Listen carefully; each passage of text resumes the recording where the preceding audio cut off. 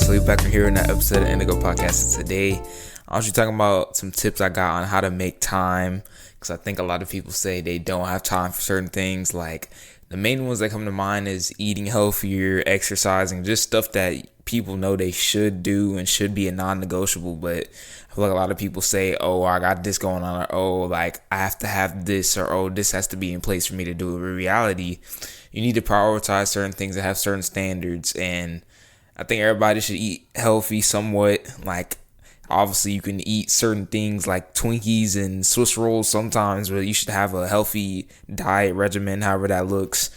You should exercise no matter if you play golf or play soccer or you're a runner or you power lift. You should do some mode of that. I mean, it's a specific term, but it's a broad umbrella over that. So I just think a lot of people think that they don't have time, but in reality, if you look at your calendar, like if you put everything you had on a calendar, you would realize you have way more time than you think, and you can make time for things that actually matter. So first thing, which goes into what I just said, use a calendar. I'm not gonna lie, I didn't start using a calendar until about a week ago. I would use it on and off, but I mean, I have this board in my room right here. Basically, I'm gonna just kind of picture it for you. I would always stayed the same. It stayed consistent. So I would put my non-negotiables. I'll get into that later. I put my non-negotiables and I put tasks or objectives for the day. So that was my way of time management or making time for things. I realized I heard a Nick Bear episode. I believe it's called. I'll put the thumbnail somewhere up here, but it's if it matters to you, make time. That was the title of the video. He's doing the High Rocks. It's a little series, so it was an episode off of that.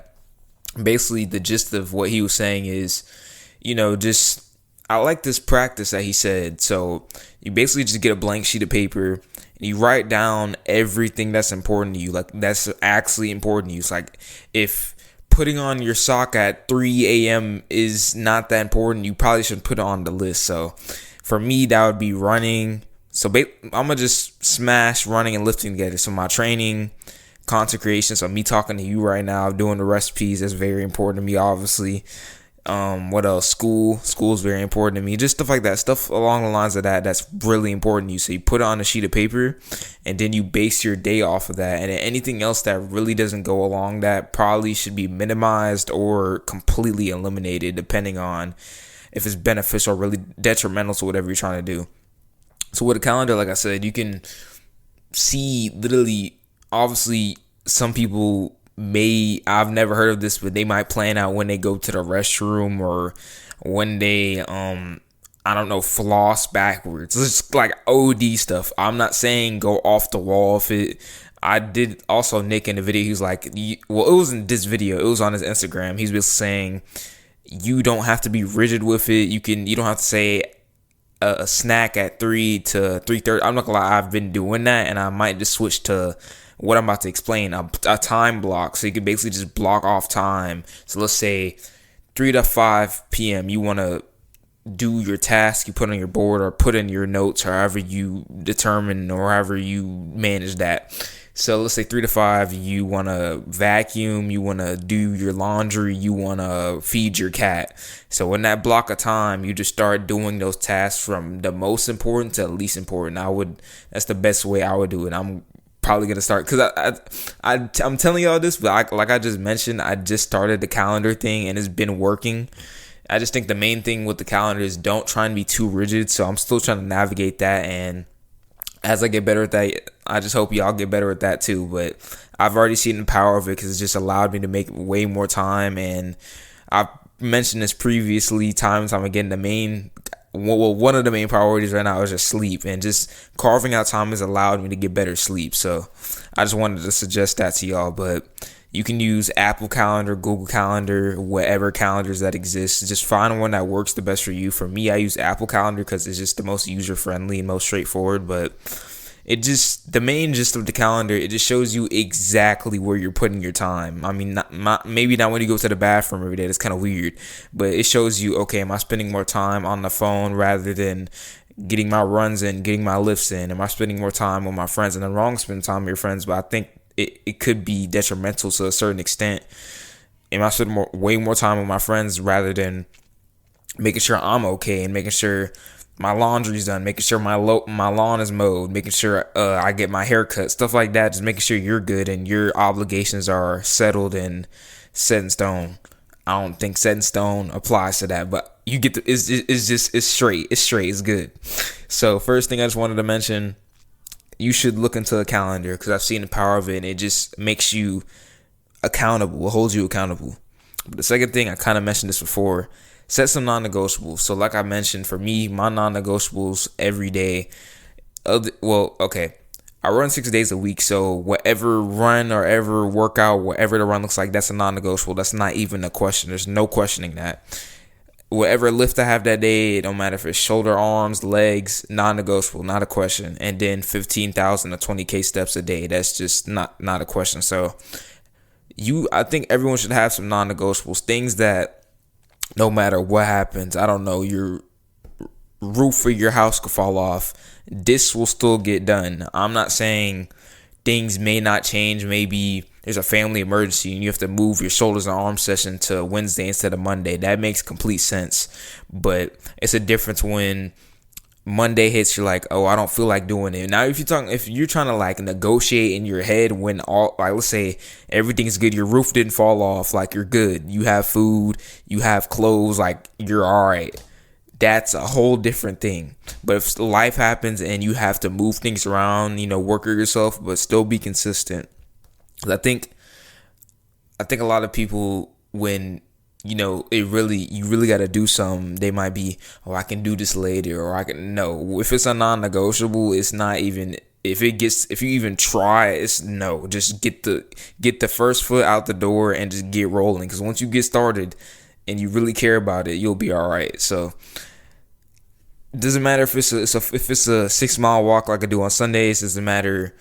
Whatever's on that non-negotiable list, it's getting done. It doesn't matter what happens. So I just think you should set some non-negotiables to hold yourself accountable, set the standard, hold the standard, and make sure you're doing that consistently. Because obviously, if it's a non-negotiable, you really care about it. So make sure it stays a non-negotiable. So third thing kind of goes with the calendar, little thing I was talking about earlier, but planning. Now, I reference Nick Bear a lot, but dude is cool. So, it wasn't necessarily, he didn't necessarily make it, but he said it. So anyway, the point is, forward thinking, backwards planning. Wait, no, backwards. Well, either or. So basically, how that kind of looks. Let's say it's the week before an event, and they might be serving pizza. And I'm not saying there's nothing wrong with pizza, but let's say you might be trying to lose weight or whatever the case may be, or maybe you just like home cooked meals like me. I just prefer a home cooked meal rather than eating pizza. So let's say, okay, you want a meal prep. So let's say that Sunday before the week of, you meal prep a bunch of rice, you meal prep some chicken, tofu, whatever you do, meal prep some broccoli, maybe throw some hummus on there, and your meals, the things for your meal or your meal is ready. So leading up to that, it's not no type of worry, last minute, frantic action. I don't really know how to describe it, but you're just not really worried and you're not really pressed for time because you already forethought to plan that out. So I just think, obviously, like, maybe you need to, for me, I'll plan out, let's say, like, this week we had 12,400, so I put that in my Garmin, so when I came up to the track, all I have to do is click go, and the workout's there, and I can track my splits. That could be planning, okay, setting out my clothes the night before for school, setting out my uniform for my track meet or for my cross-country meet. I have a cross-country meet tomorrow, so that's going to happen tonight. Just planning out stuff so whenever the time comes, you're not worried. You're not, oh my gosh, where does this go? Oh my gosh, like, what am I going to do? Like, it's already set up and you've already set the conditions to win. I just think, I'll mention this a little bit too, like setting the conditions. So what I do before I go to bed, like, especially on days I like train. Well, I do this every day because every day I'm doing something. So I'll set out my electrolytes, my creatine, pour some water, put the electrolytes and creatine in a little bottle, shake it up, throw my supplements, not literally throw them because that'd be weird, but put my supplements like in a little container, set out my water. And the point of this is so whenever you walk in the kitchen in the morning, you're just grabbing stuff. You don't have to think, oh my gosh, how much am I putting in here? How much water? It's literally set out all there. So when you get there, you just grab stuff and do what you got to do. So just set the conditions, set stuff up so you don't have to be frantically worried when stuff hits the fan or maybe something changes. Because let's say, I don't know, your dog has to go to the vet and you're like, I have no food. But if you order meal preps, you can throw something together and you're good. So I think planning is one of the best skills you can have. But fourth thing I'm going to go over is just, I think this is hard for a lot of people.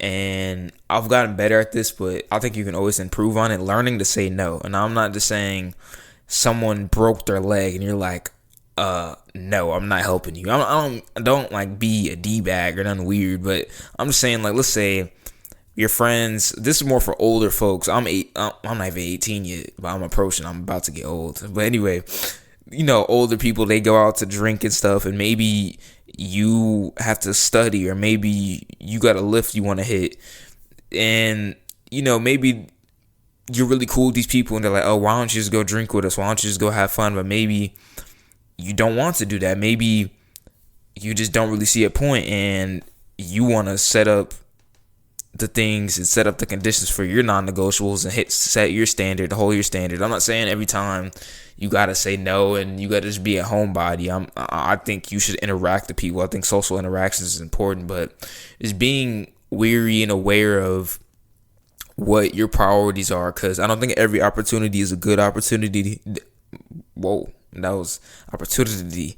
A lot of T's in that. Anyway, I don't think every opportunity is a good opportunity, and I don't think you should take every opportunity, because I feel like if you take too many opportunities, you'll miss out on yourself. And I'm not saying you have to be selfish. I've stated that before. It's not about being selfish. It's just making sure you're okay so you can make sure everyone else is okay in your circle.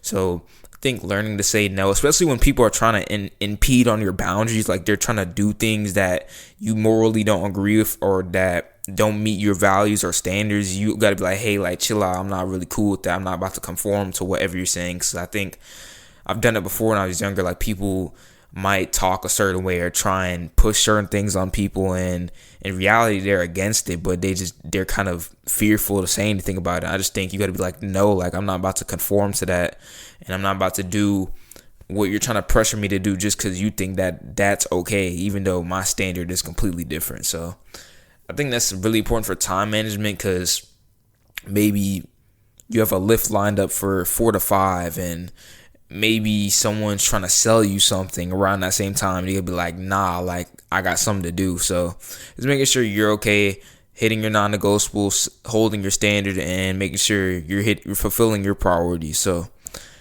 obviously, if your mom asks you to take out the trash, you probably shouldn't say no, because she, I don't know your mom, but some moms may not react the best. So just be certain things, maybe not, but a lot of things you should definitely say no and focus on what's really important. So the last thing I'm gonna end off with on this whole episode is be real with yourself, because I kind of mentioned it a little bit in the beginning. A lot of people say, oh, wow, I don't have time to eat healthy. Oh, I don't have money to eat healthy. But they go out and buy freaking Chick-fil-A and Wingstop. And that money adds up. And it's really cheaper it's a whole, I'm not even finna get into the whole price difference. People know that it's cheaper overall. I'm not about to, that's a whole different episode. But a lot of people say they care about their boyfriend and they cheat on them. A lot of people say they care about their fitness and they're missing workouts consistently. A lot of people say, they eat healthy and they really don't. Like, a lot of people are just putting up facades to make it look like they are who they say they are just because they want to be a part of something. In reality, they're not really holding that standard behind the scenes. So have integrity, be real with yourself, really ask yourself, do I really not have time? And I'm not gonna lie, 99.99% of the time you can make time for anything. Obviously there's certain things that can impede and conflict with other things that make sense, but that's why you have to set out what's really important to me. So let's say you play basketball, so basketball is like number one. Then you're really harping on nutrition. Maybe you like rolling out, that's a non-negotiable. You roll out every night. So just making sure your schedule follows those, and pretty much anything that falls outside of that should be minimized or mitigated at all costs, like I said earlier. But I just think really be real with yourself. Like I said, a good drill to do is like get a sheet of paper and write it out. But don't lie to yourself. Don't be like, oh, I can't eat healthy just because I don't have enough money. And you go out and buy Popeyes. Like, be for real. You can afford some bell peppers and bananas and ground beef or fish or tofu or tempeh. You can afford that. A lot of that's cost effective. So don't lie to yourself. Be real. Have integrity and just be honest and make time for whatever is important to you. But that was the episode. If it matters to you, make time.